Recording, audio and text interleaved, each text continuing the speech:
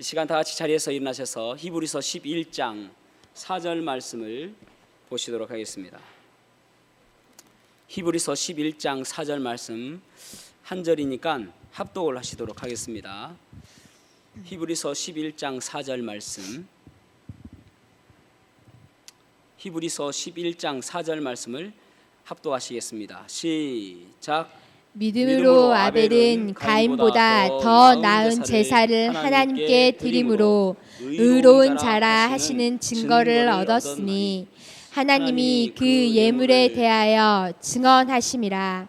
그가 죽었으나 그 믿음으로써 지금도 말하느니라. 아멘. 착석하시겠습니다. 노총각 그 형제와 또 자매가 소개팅을 받아가지고 레스토랑에 갔습니다. 그래서 이제 주문을 받으려고 종업원이 와서 무엇을 드시겠습니까? 라고 물어보았습니다. 그러자 이 자매가 먼저 저는 스테이크 하겠습니다 라고 했습니다. 그러자 형제도 저도 같이 하겠습니다 라고 했습니다. 그러면 어떻게 구워드릴까요? 하니까 자매가 미디움으로 구해주세요 라고 했습니다. 중간 정도로 구워달라는 말이죠. 그러자 이제 예 알겠습니다. 그래서 이 형제도 저도 같이 해주세요 그렇게 했습니다.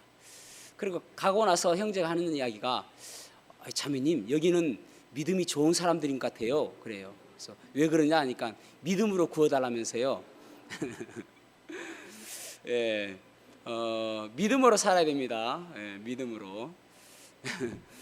믿음으로 산다는 것은 무엇을 의미할까요? 사실 믿음이 좋다는 것은 우리의 삶 속에서 하나님께 예배하는 모습으로서 나타나게 될 것입니다. 프랑스의 왕이었던 루이 14세는 5살 때 왕위에 오르게 되어지거든요. 그리고 약 72년간 왕으로 재직하게 되어집니다.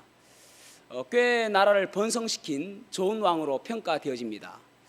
이 왕이 있을 때에 왕실에서 이제 예배를 하게 되어지는데 하루는 이 루이 14세가 딱 가보니까 이 설교자만 있고 목사님만 있고 아무도 없는 거예요, 신하들이. 그래서 루이 14세 왕이 물어봤습니다. 아니 목사님 왜 신하들이 아무도 없죠? 라고 물어보니까 예, 사실은 제가 신하들한테 오늘은 왕께서 참석하지 않으십니다 라고 이야기를 했습니다. 그랬더니 이 사람들이 아무도 안 왔습니다. 그렇게 이야기하는 것입니다. 이 사람들의 신하들의 믿음은 참된 믿음이라기보다는 아부하는 믿음, 아첨하는 믿음이라고 할 수가 있겠지요. 우리는 참된 믿음으로 참된 예배를 하는 그리스도인이 되어져야 됩니다. 그렇다면 참된 예배를 드리는 참된 그리스도인들은 어떠한 복을 누리는가? 첫 번째로는 형통의 복을 받게 되어지죠. 참 어떻게 생각하면은 저는 이제 예전에 우리 제가 청소년 사역을 오래 했지 않습니까? 그래서 청년들한테 했던 이야기가 무엇이냐면은 예배에 성공하면 이 인생의 절반은 성공한다. 마치 캐치프레이즈처럼 그렇게 이야기를 했었습니다. 이 인생 예배에 성공하면 이 인생의 절반은 성공한다. 그러니까 달리기를 하면은 100m 달리기를 한다고 치면은 이미 50m 간상무대에서 달리기를 하는 것이나 똑같다라는 것입니다. 저는 이때까지 제 주위의 사람들 가운데 예배를 열심히 드리고 예배에 성공한 사람 치고 이 인생을 실패한 사람은 한 명도 보지 못했습니다. 그래서 이 인생을 성공하기 위해서는 예배에 성공하면 된다는 사실을 저는 누구보다도 잘 아는 사람 중에 한 사람입니다. 그래서 역대하 16장 9절에 보면은 자, 역대하 16장 9절을 읽어보겠습니다. 시작. 여호와의 눈은 온 땅을 두루 감찰하사 전심으로 자기에게 향하는 자를 위하여 능력을 베푸시나니. 아멘.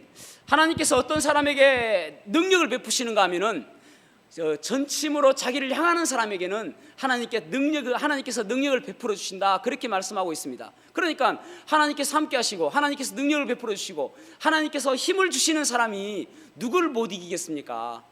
그만큼 힘 있는 사회, 힘 있는 인생이 될 수 있겠죠. 그래서 이 참된 예배를 드리는 사람은 하나님께서 함께 하시는 사람이고 형통한 인생이 되어진다. 또 참된 예배를 드리는 사람은 믿음이 더 강화되어지겠죠. 믿음이 더 성장하겠죠.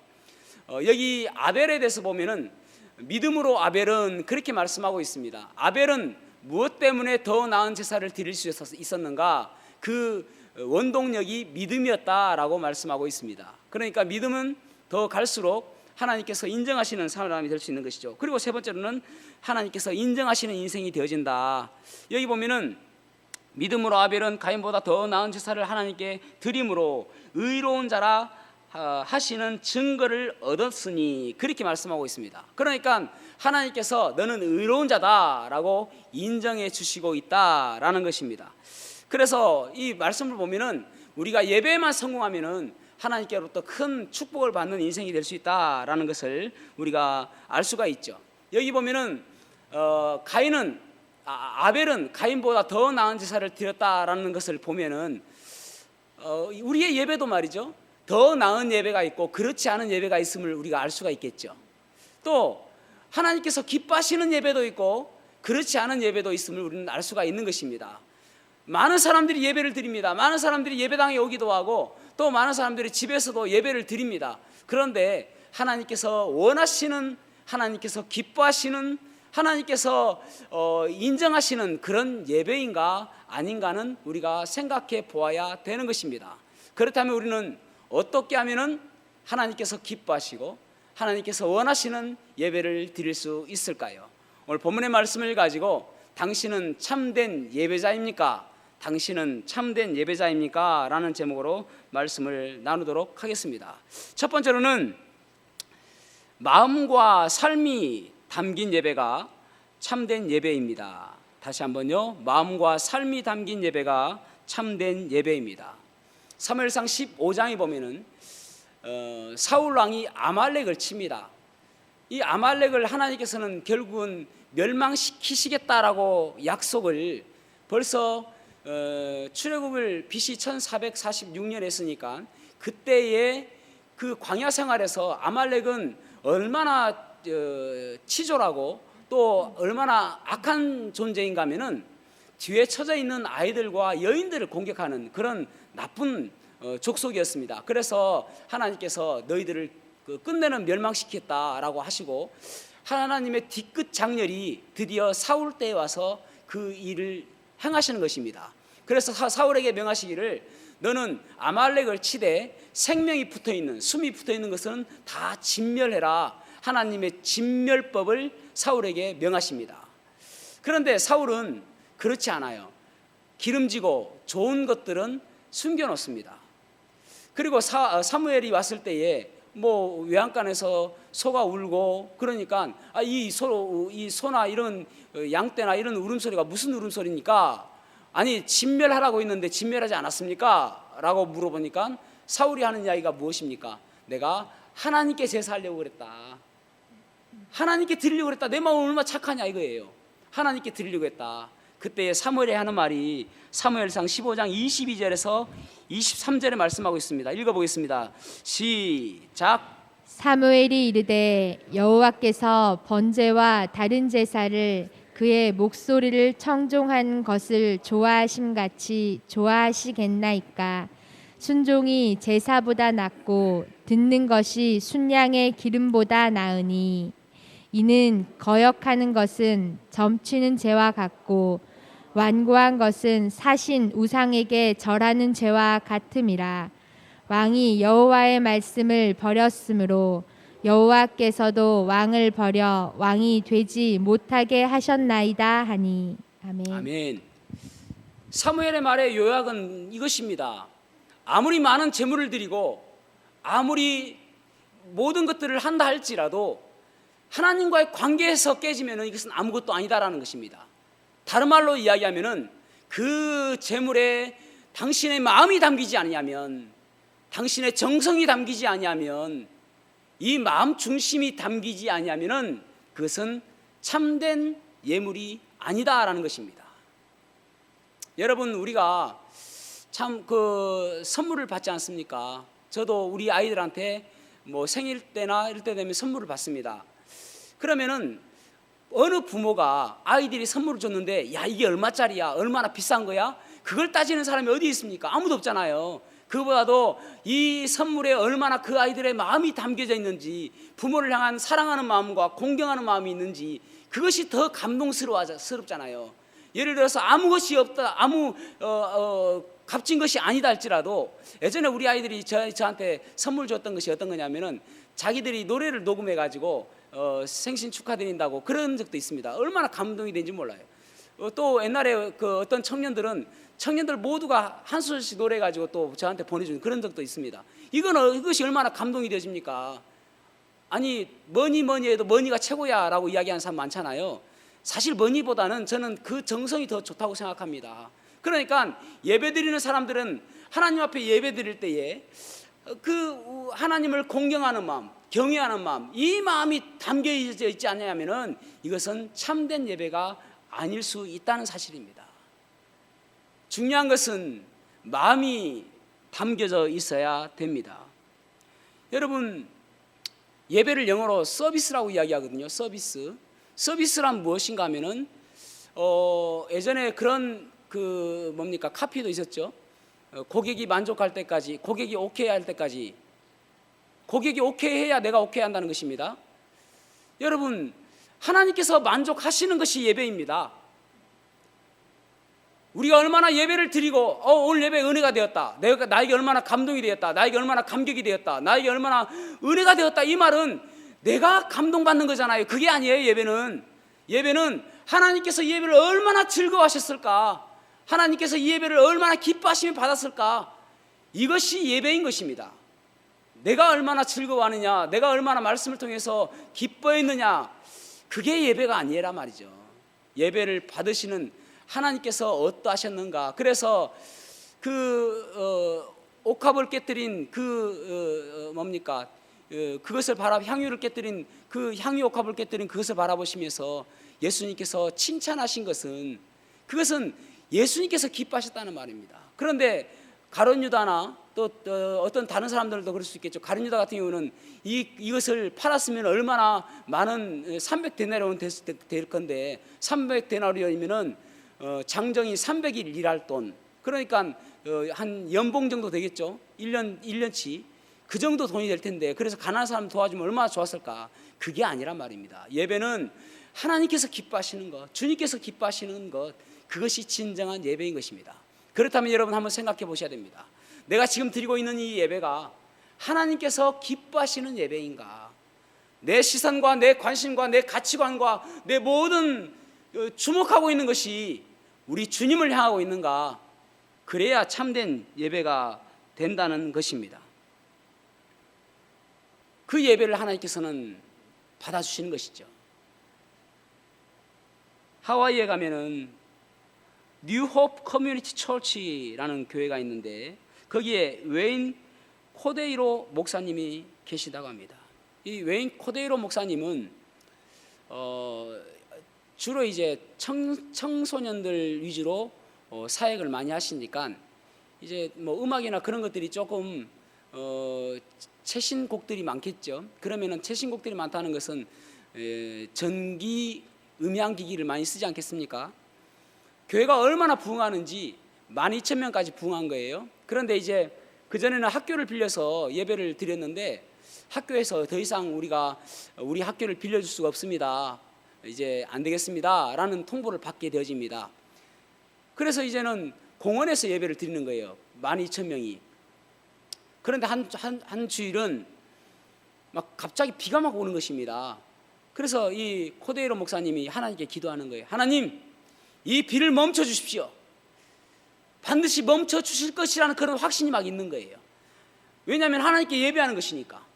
그래서 하나님, 이 비를 멈춰 주십시오. 이 비가 당장 내리지 않게 도와주십시오. 간절히 기도했습니다. 그런데 웬걸요, 비는 계속적으로 내리고, 그래서 음향기기도 잘 사용하지 못하고 예배가 엉망진창이 되어버린 것입니다. 너무나 실망했어요. 이 코데이로 목사님이 실망해서 하나님께 다 무릎 꿇고 기도하는데, 주님께서 이런 음성을 주시는 것입니다. 너는 비를 멈춰달라고 기도했지, 이 예배에 내가 함께 해달라고 기도를 하지 않았지 않느냐.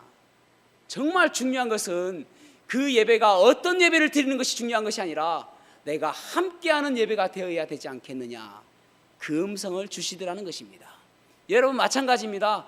우리가 얼마나 많은 사람들이 모이고 얼마나 즐거워하고 얼마나 기뻐하며 박수를 치며 이곳에서 놀라운 기적 같은 일이 일어난다 할지라도 우리 주님께서 함께 하시는 예배, 그 예배를 우리는 사모해야 되는 것입니다. 그 예배는 어떤 예배입니까? 우리의 마음이 담긴 우리 주님께서 기뻐하시는 예배, 그런 예배를 주님께서는 원하시는 것입니다. 자, 여기 보십시오. 창세기 이 내용의 말씀을 보면은 창세기 4장 4절에 보면은 이제 그 내용의 배경을 대해서 우리가 알 수가 있는데 4장 4절에 아벨은 자기도 양의 첫 새끼와 그 기름으로 드렸더니 여호와께서 아벨과 그 제물은 연락하셨으나, 그다음에 5절에 보면은 가인과 그의 제물은 받지 아니하신지라, 그렇게 말씀하고 있습니다. 그러니까 여기서 아벨과 가인을 대조하고 있는데 아벨과 그의 제물을 받으셨고 가인과 그의 제물은 받지 않으셨다라고 말씀하고 있습니다. 그러니까 아벨과 그의 제물을 받으신 이유가 무엇인지를 한번 우리가 점검해 보면 되겠죠. 또 가인과 그의 제물을 받지 않은 것, 우리가 볼 수 있는 것은 아벨과 그의 제물을 받으신 것을 보면은 아벨은 그의 첫 새끼, 양의 첫 새끼를 드렸다, 그렇게 말씀하고 있습니다. 첫 새끼라는 것은 무엇이냐면은 가장 귀한 것을 의미합니다. 얼마나 귀합니까? 첫 번째로 낳은 그 양을 하나님께 드렸다는 것입니다. 정성을 다해서 하나님께 드렸다는 것을 볼 수가 있는 것이죠.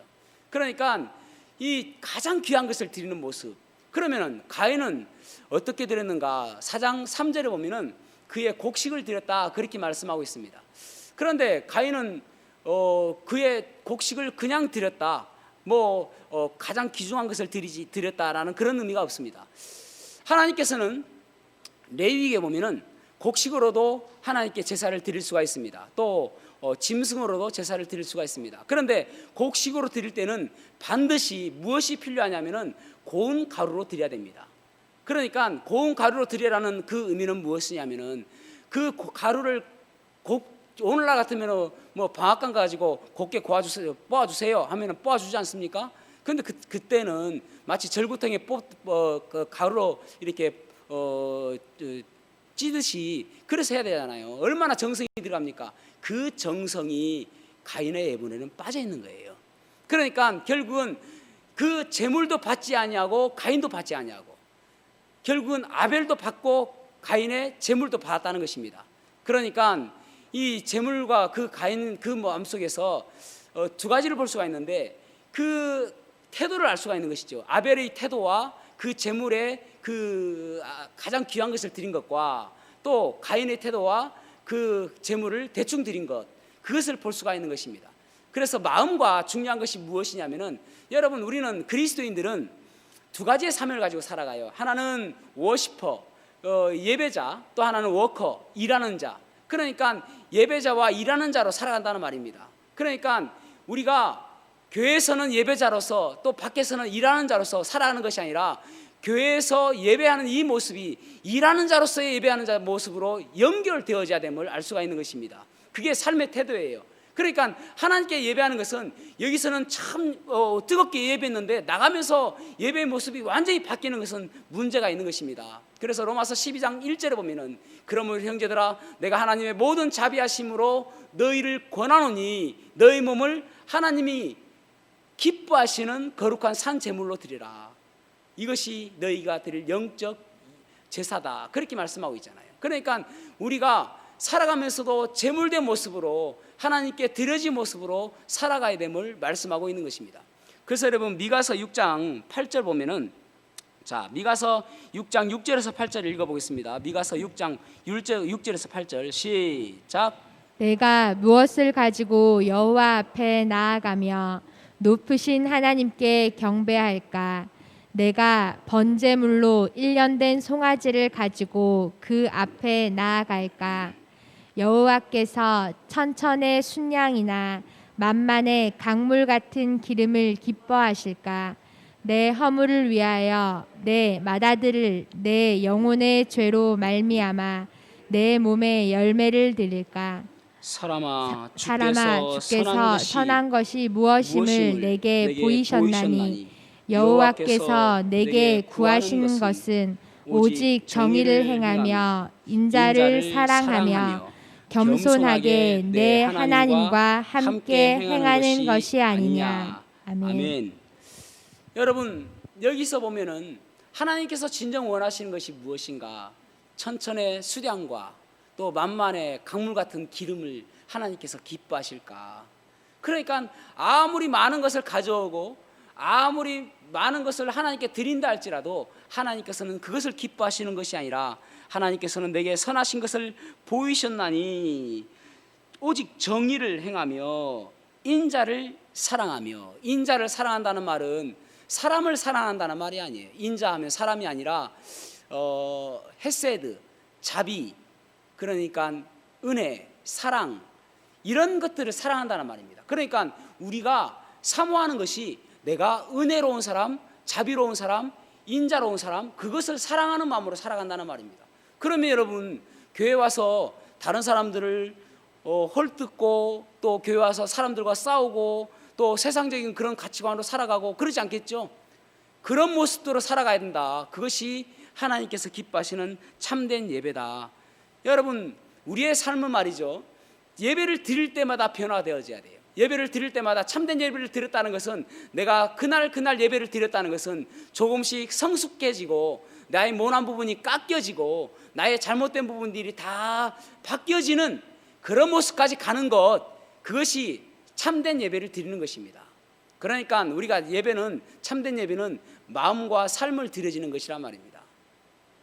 영국의 그 맥스 베어봄이라는 사람이 행복한 위선자라는 소설을 썼는데, 여기 보면은 어떤 내용이 나오냐면은 여기에 로드 조지 헬이라는 사람이 나옵니다. 헬이라는 사람은 아주 욕심이 많고 또 무자비하고 그 얼굴도 표독스럽고 무섭게 생겨가지고 사람들이 그 얼굴만 봐도 무서워서 도망갈 정도로 그런 얼굴을 가지고 있는 사람이었습니다. 그런데 이 사람이 살다 보니까 아주 착한 이쁜 아가씨를 한번 봤는데 첫눈에 반했어요. 너무너무 이쁘고 사랑스럽게 생긴 것입니다. 그래서 첫눈에 반해가지고 어떻게 하면 저 아가씨와 결혼할 수 있을까? 그것이 인생의 목표가 되었습니다. 여러분들이 여러분 아내를 만난 것처럼. 웃으라고 한 이야기인데 돌을 던지려고 하시는 분이 예. 그래서 이제 어떻게 하면 저 아가씨와 결혼할 수 있을까? 날마다 고민하다가 자기 얼굴부터 좀 바꿔야 되겠다 싶어서 가면을 만듭니다. 가면, 진짜 같은 가면을 딱 만들어가지고 그 가면을 쓰고 다니는 거예요. 그 가면은 너무나도 인자하게 보이고 너무나도 잘생기고 너무나도 사랑스럽게 생긴 남자의 얼굴을 가면을 딱 하고 다닙니다. 그래서 그 여자에게 프로포즈를 해요. 나와 결혼해 주시오. 그러니까 여자가 그 얼굴을 보고 아이고 이 사람 참 착하게 생겼네 라고 해서 결혼을 하게 되어집니다. 그래서 행복하게 삽니다. 이 남자는 항상 생각하는 것이 무엇이냐면은 어떻게 하면 이 여자에게 잘할 수 있을까? 어떻게 하면 이 여자가 행복할까? 어떻게 하면 이 여자가 정말 좋아하는 것을 할 수 있을까? 그런 것들로 날마다 가득 차 있는 거예요. 그러니까 눈만 뜨면은 이 여자에게 어떻게 하면 잘해줄까? 이것만, 예전하고 완전 다른 모습을 살아가게 되는 것입니다. 그러다가 이제 몇 년이 지난 이후에 예전에 이 헬이라는 여자친구가 둘이 알콩달콩 살고 있는 거 보니까 질투심이 나는 겁니다. 또 여자가 불쌍하게 보이는 것입니다. 왜냐하면 저 가면 뒤에 무엇이 숨겨져 있는지를 모르고 있다고 생각하니까, 가면만 벗겨져 봐라, 너는 그때로 땡이다, 그렇게 생각하고 있는 것입니다. 그래서 어느 날 둘이 딱 그 부부가 있을 때에 갑작 급습하는 거예요. 급습해서 가가지고 그 가면을 벗겨버립니다. 이 헬이 안 돼! 라고 하면서 가면이 벗겨졌는데 놀라운 일이 났습니다. 그 안에 숨겨져 있는 이 흉측한 얼굴을 보아야 되는데 벗겨놓으니까 그 얼굴이 어느 순간 가면처럼 아름다운 얼굴로 되어 있는 것입니다. 소설 속의 한 이야기입니다. 그렇지만 여러분, 우리도 마찬가지입니다. 우리가 주님 사랑한다고 하잖아요. 그러면은 주님 얼굴 닮아가야죠. 우리가 주님 날마다 예배하지 않습니까? 그러면서 주님 우리의 마음속에 담고 있지 않습니까? 그렇다면은 우리의 모습 속에서도, 우리의 삶 속에서도 날마다 주님의 모습이 나타나져야 되는 것입니다. 그것이 참된 예배자의 모습이라고 할 수가 있는 것입니다. 자, 두 번째는 참된 예배는 어떤 것인가? 보혈을 의지함으로 예배해야 되는 것입니다. 보혈을 의지함으로 예배해야 참된 예배라고 할 수가 있는 것입니다. 여기 가인과 아벨은 그가 어렸을 때부터 그 어머니 아담과 하와로부터 예배에 대해서 또 이 제사에 대해서 충분히 들었을 것입니다. 예전에 그들은 창세기 3장에 보면은 타락한 이후에 그 아담과 하와는 거룩하신 하나님 앞에 자기들의 벌거벗은 모습이, 그전에는 그들이 죄 짓기 전까지만 해도 그들도 죄가 없기 때문에 거룩하신 하나님 앞에 전혀 수치를 몰랐습니다. 부끄러움이 없었습니다. 그런데 죄를 짓고 나서 보니까 이 벌거벗은 모습 자체가 문제가 아니에요. 사실은 그게 아니라 죄인의 모습이 너무나도 수치스러움 때문에 하나님 앞에 설 수가 없었습니다. 그래서 그들은 무화과 잎을 엮어서 그들의 치마를 만들어서 부끄러운 모습을 가리웠습니다. 그런데 이내 말라버리죠. 그래서 하나님께서 그들을 가죽옷을 지어서 그 부분들을 가리워 주십니다. 거기에서 이야기하는 것은 무엇입니까? 인간 스스로는 아무리 노력해도 우리의 부끄러운 수치, 죄된 모습을 가릴 수 없다라는 것입니다. 그래서 하나님께서 직접 만들어 주신 가죽 옷으로 가리워야 그 부끄러운 모습이 가릴 수 있다라는 것을 말씀해 주는 것입니다. 그런데 가죽 옷을 만들기 위해서는 반드시 누군가가 죽어야 되잖아요. 그래서 그 짐승이 죽어야 되는, 피가 나야 되는, 피가 있어야 되는 그것을 말씀해 주고 있는 것입니다. 그러니까 결국은 피가 없이는 그 죄를 가릴 수 없는 것을 이야기해 주고 있는 것입니다. 그러니까 결국은 이 아담과 하와는 그 가인과 아벨에게 끊임없이 이야기했을 거예요. 너희들의 죄를 해결하기 위해서는 반드시 이 피가 있어야 된다. 피가 있어야 하나님께서 그 죄를 용서하여 주신다, 속죄해 주신다. 속죄라는 말의 원어의 의미는 무엇이냐면 덮는다라는 말이에요. 덮는다, 가린다, 그런 의미입니다. 그러니까 커버한다는 말이에요. 속죄해 주신다, 그렇게 배웠을 것입니다. 그래서 여러분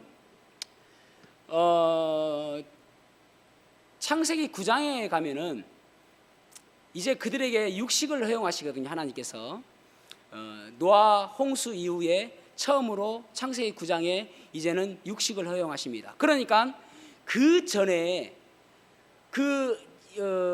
짐승을 잡은 것은 희생 제물 이후에는 잡을 일이 없는 것입니다. 왜냐하면 그들은 그것을 먹을 수가 없었거든요, 고기를. 그러니까 아벨이 제사를 드린다는 것은 희생 제물이 아니어서는 제사를 드릴 이유, 그 짐승을 잡을 이유가 없는 것입니다. 먹을 필요가 없으니까, 먹을 이유가 없으니까, 먹어서는 안 되는 것이니까. 그러니까 그것을 보았을 때는 하나님께서는 그 계시를 통해서 결국은 희생 제사에 대해서 말씀해 주고 있는 것입니다. 그러니까 레위기에도 보면은 항상 속죄에 관한 것은 반드시 피가 필요했습니다. 물론 소제도 있었죠. 그러나 소제는 죄와 관계된 제사는 아니었어요. 속건제나 또는 또 화목제나 그런 데에 대해서 소제를 드렸지, 속죄를 위한 나의 죄를 용서받기 위해서 제사는 무조건 피가 필요했단 말입니다. 그러니까 제사장이 그 지성소에 들어갈 때도 먼저 피를 뿌리고 들어가는 거예요. 피 뿌리지 않고 들어가면 그들은 반드시 죽었습니다. 엄청 중요해요. 그러니까 피가 없이는 하나님께서는 결코 죄인들을 받지 않으신다는 사실입니다. 그러니까 피가 없이는 사함이 없다는 말이에요. 그래서 레위기에 보면은 레위기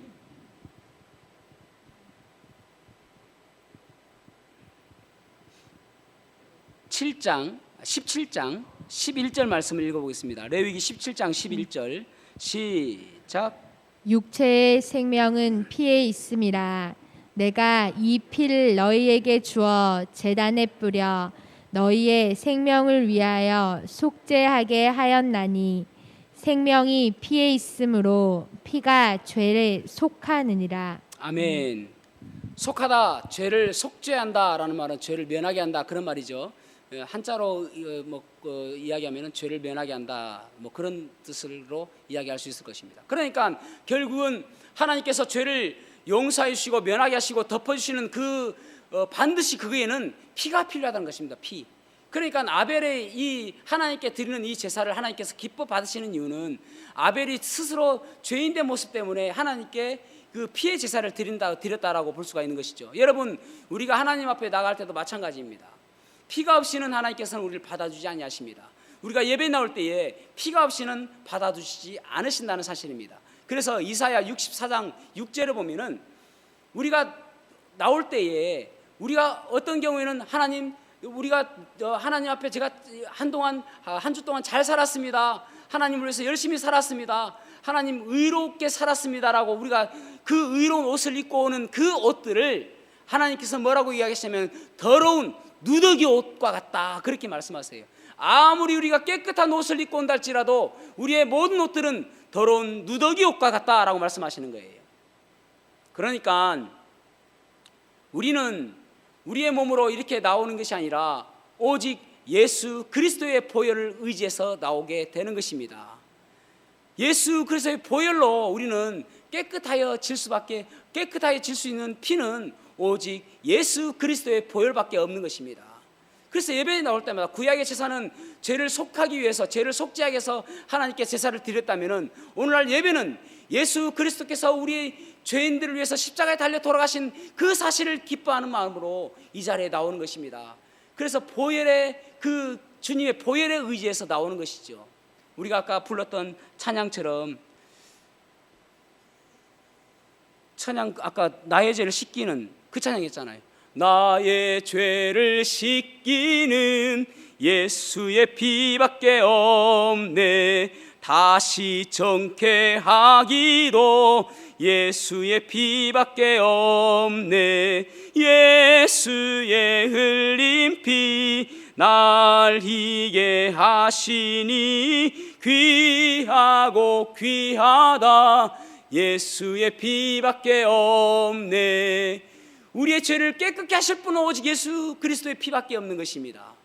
그 예수 그리스도의 보혈을 의지함으로 우리가 이 자리에 나오는 것입니다. 여러분, 사람은요 기억을 자꾸 잃어버리기 마련입니다.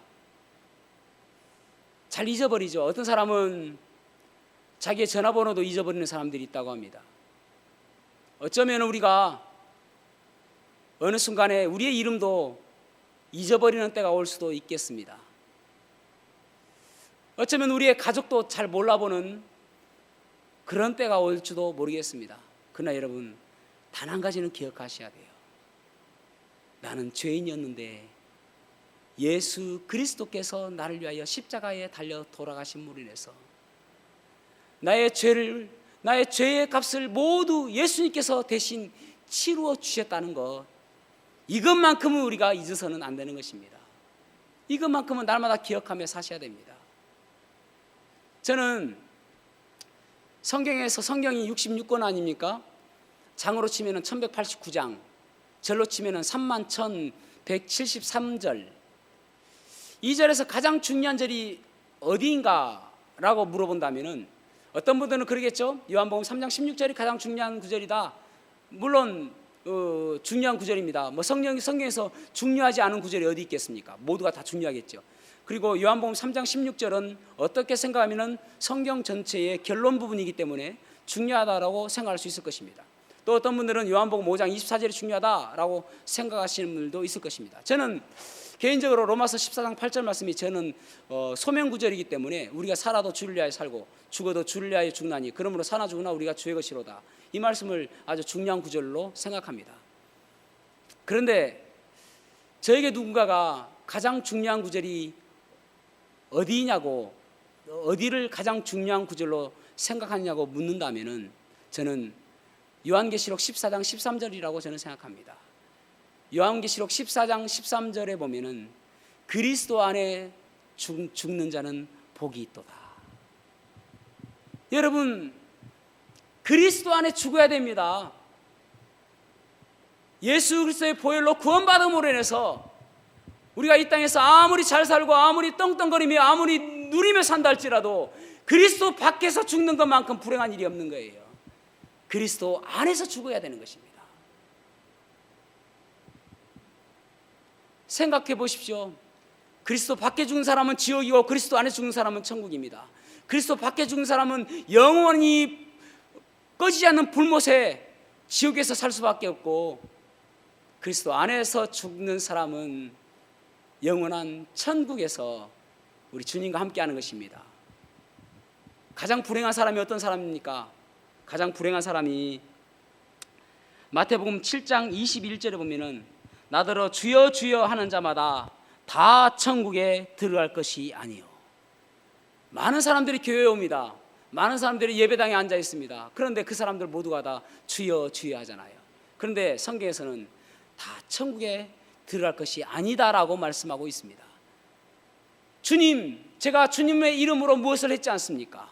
주님, 제가 주님의 이름으로 병도 고치고요, 때로는 주님의 이름으로 기적도 행하고요, 때로는 주님의 이름으로 선한 일도 하고요, 주님의 이름으로 여러 가지를 했습니다 라고 하는 사람들도 있을 것입니다. 그런데 그날 주님께서 내가 도무지 너를 알지 못한다. 그만큼 안타까운 일이 없잖아요. 여러분, 그래서 그리스도 안에 죽는 것, 그것만큼 우리에게 귀한 일이 없는 것입니다. 저는 저와 여러분이 이 예수 그리스도의 보혈의 능력, 나를 정케 하시고 내 죄를 속하여 주시는 예수 그리스도의 보혈, 이것을 잊지 않고 살아가는 저와 여러분이 되기를 축복합니다. 그래서 예배에 나올 때마다 그 보혈의 능력을 힘입어 하나님 앞으로 당당하게 나올 수 있는 저와 여러분이 되기를 축복합니다. 그것이 하나님께 향한 참된 예배자입니다. 기도하시겠습니다.